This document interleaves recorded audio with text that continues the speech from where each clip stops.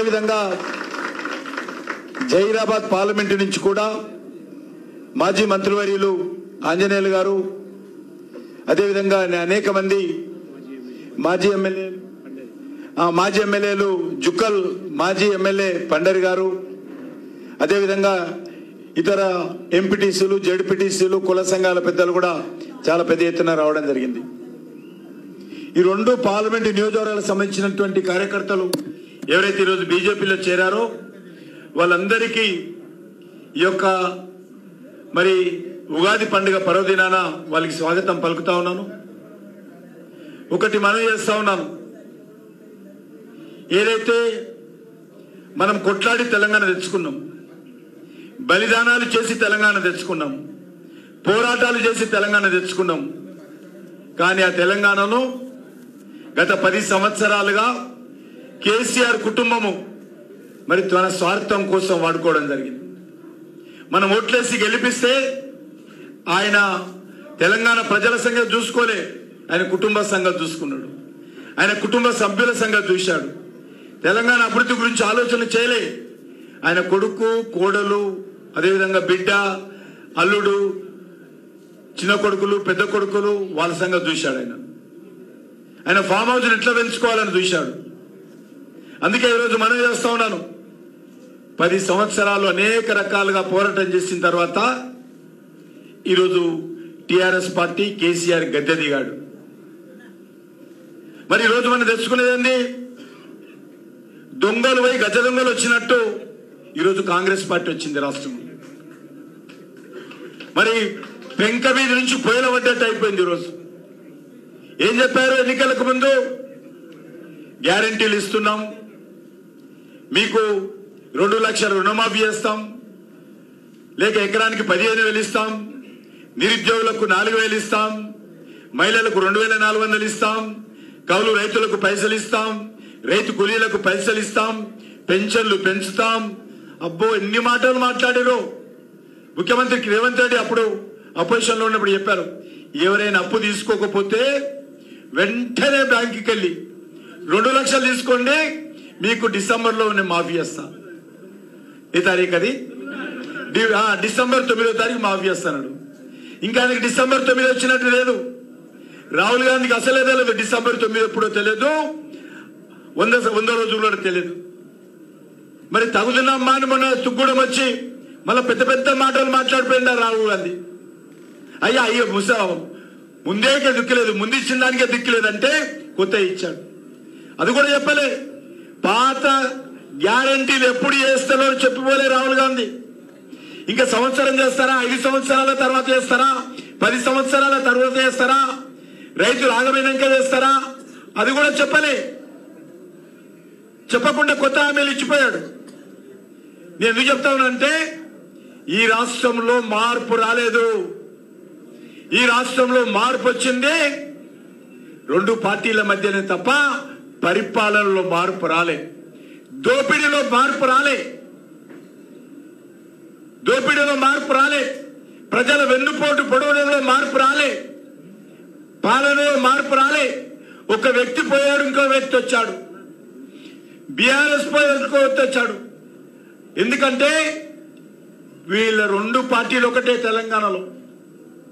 2 పార్టీలు కూడా దొందే. గతంలో ఇదే టిఆర్ఎస్ పార్టీ ఇప్పుడు బీఆర్ఎస్ అయింది. కాంగ్రెస్ తో పొత్తు పెట్టుకున్నారు, ఎన్నికల్లో గెలిచారు. ఢిల్లీలో కేసీఆర్, మన్మోహన్ సింగ్ కాంగ్రెస్ ప్రభుత్వంలో మంత్రివర్గంగా పనిచేశాడు. ఇక్కడ కాంగ్రెస్ పార్టీ ప్రభుత్వంలో కేసీఆర్ అల్లుడు హరీష్ రావు పనిచేశాడు. అనేక మంది పనిచేశారు. అంతెందుకు మొన్న రాష్ట్రపతి ఎన్నికల్లో ఒక గిరిజన మహిళ, గిరిజన ఆడబిడ్డ, మన్యం బిడ్డ ద్రౌపది ముర్ము గారిని భారతీయ జనతా పార్టీ నరేంద్ర మోడీ గారు రాష్ట్రపతి అభ్యర్థిగా పెడితే పెద్ద పెద్ద పొంగనాలు మాట్లాడుతూ కేసీఆర్ భారతీయ జనతా పార్టీని విమర్శిస్తూ కాంగ్రెస్ అభ్యర్థిని భుజం మీద పెట్టుకొని హైదరాబాద్ అంతా ఊరేగించాడు కేసీఆర్. ఈరోజు మాట్లాడుతూ ఉన్నాడు. అందుకే మనవి చేస్తున్నాను, ఈ రాష్ట్రంలో నిజమైనటువంటి మార్పు రాలే. ఈ రాష్ట్రంలో మార్పు రాలేదు. దొందే. కాంగ్రెస్ బీఆర్ఎస్ పార్టీ డిఎన్ఏ ఒకటే. బొమ్మ బొరుసు లాంటి పార్టీలు, రెండు పార్టీలు కూడా, ఈ రెండు పార్టీలు కూడా ఒకటి నెహ్రూ కుటుంబానికి కొమ్ము కాస్తే, ఒకటి కేసీఆర్ కుటుంబానికి కొమ్ము కాస్తే. ఈ రెండు పార్టీలు కూడా దోపిడీ పార్టీలే. ఆ రోజు ఆయన దోపిడీ చేస్తే కేసీఆర్ భూముల కుంభకోణం, సాగునీటి ప్రాజెక్టుల కుంభకోణం, లిక్కర్ కుంభకోణం, గ్రానైట్ కుంభకోణం, ఇసుక కుంభకోణం, రింగ్ రోడ్ కుంభకోణం. ఎన్ని కుంభకోణాలు? వందల వేల కోట్ల రూపాయలు దోపిడీ చేశారు. హైదరాబాద్ చుట్టుపక్కల భూములన్నీ కూడా బీఆర్ఎస్ పార్టీ కేసీఆర్ కుటుంబ సభ్యులే. ఈరోజు మనం చేస్తాం. కేసీఆర్ పోయిండు, దొంగలు పోయి గజ దొంగలు వచ్చినట్టు ఈరోజు రేవంత్ రెడ్డి వచ్చింది. ఏం మార్పు రాలే. ఈరోజు మనం కాంగ్రెస్ పార్టీ కోటేసినందుకు తెలంగాణ ప్రజల మీద ఆర్జీ ట్యాక్స్ వేస్తున్నారు. ఆర్జీ ట్యాక్స్ అంటే తెలుసా? రాహుల్ గాంధీ ట్యాక్స్. ఏం ట్యాక్స్? ఆర్జీ ట్యాక్స్ అంటే ఏంటి? రాహుల్ గాంధీ ట్యాక్స్. ఈరోజు ఒక్కొక్కరిని పిలిచి రాహుల్ గాంధీ ఢిల్లీలో, హైదరాబాద్ లో కూడా డైరెక్ట్ పేమెంట్ హైదరాబాద్ లో కూడా ఇవ్వద్దు, తీసుకుపోవడానికి కష్టమవుతుంది. కాబట్టి మీరు ఢిల్లీలో ఇచ్చి రావాలి. రాహుల్ గాంధీకి ఇవ్వాలట, ఎలక్షన్ ఖర్చు ఇవ్వాలట, 100 కోట్లు. మీరు ఏ బిల్డర్ని అడగండి హైదరాబాద్ లో, ఏ రియల్ ఎస్టేట్ కంపెనీని అడగండి, ఏ పరిశ్రమని అడగండి, ఏ కాంట్రాక్టర్ని అడగండి, ఎవరిని వదలడం లేదు కాంగ్రెస్ పార్టీ. కాంగ్రెస్ పార్టీ మారదు. కాంగ్రెస్ పార్టీ దేశంలో అధికారంలో ఉండింది, అన్ని రాష్ట్రాల అధికారంలో ఉన్నది, 3 రాష్ట్రాలకే పరిమితమైంది. అయినా కాంగ్రెస్ పార్టీకి బుద్ధి రాలేదు, కాంగ్రెస్ పార్టీకి సిగ్గు లేదు.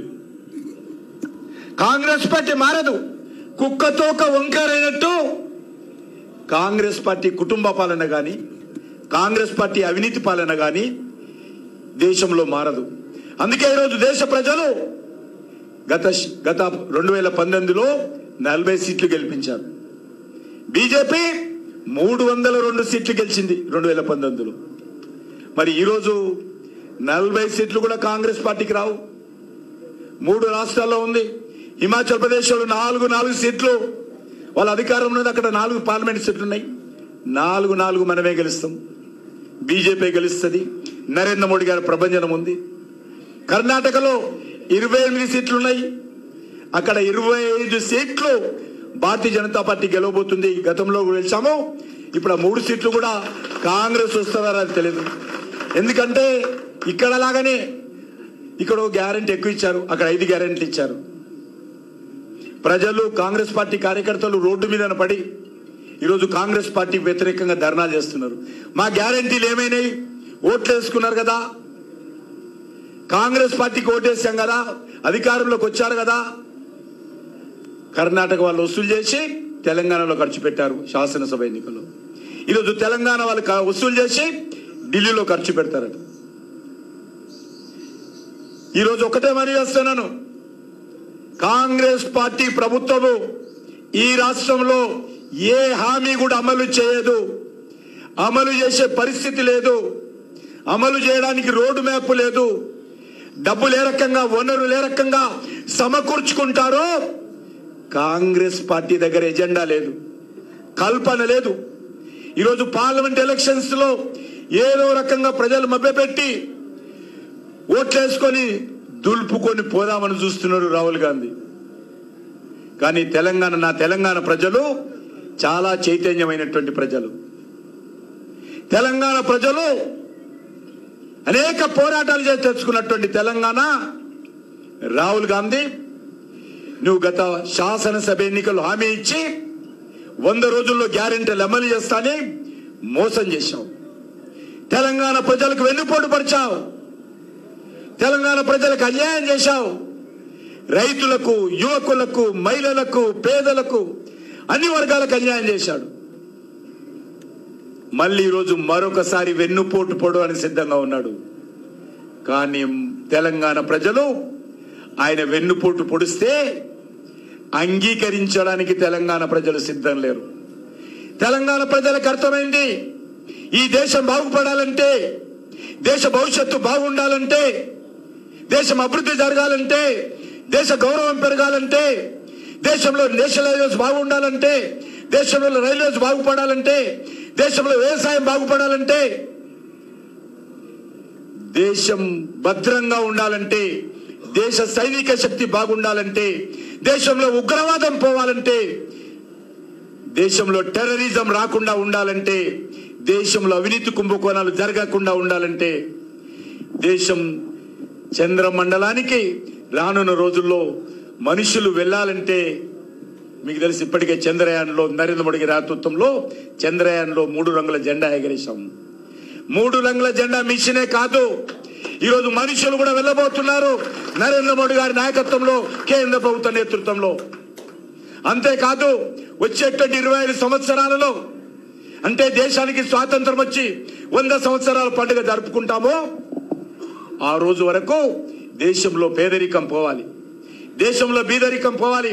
వచ్చే 25 సంవత్సరాల లోపల అన్ని వర్గాల ప్రజలకు వైద్యం అందుబాటులో ఉండాలి, విద్య అందుబాటులో ఉండాలి. దేశము ప్రపంచ దేశాలు ఉన్నటువంటి అభివృద్ధి చెందిన దేశాలతో సమానంగా ఒక వికసిత్ భారత్ గా, ఒక డెవలప్డ్ కంట్రీగా ఎమర్జ్ కావడం కోసమే నరేంద్ర మోడీ గారి తాపత్రయం.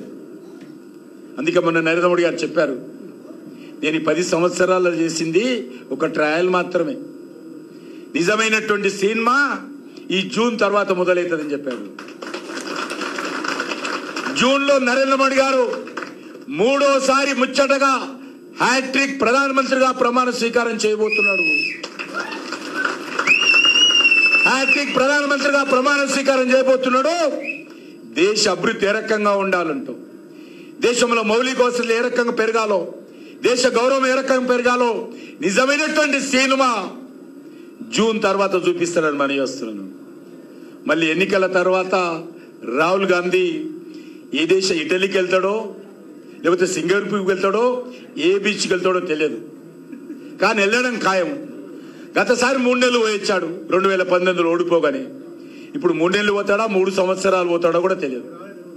కాబట్టి మనం చేస్తా ఉన్నాను, కార్యకర్తలారా, తెలంగాణ ప్రజలారా, తెలంగాణ విద్యావంతులారా, తెలంగాణ మేధావులారా, రండి, నరేంద్ర మోడీ గారి నాయకత్వానికి అండగా నిలబడండి, దేశం కోసం నిలబడండి, దేశ భవిష్యత్తు కోసం నిలబడండి, దేశ అభివృద్ధి కోసం నిలబడండి.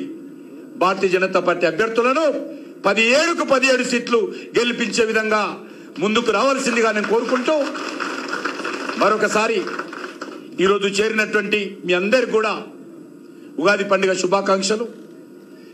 మంచి ముహూర్తం మీరు చేరారు కాబట్టి రామరాజు యాదవ్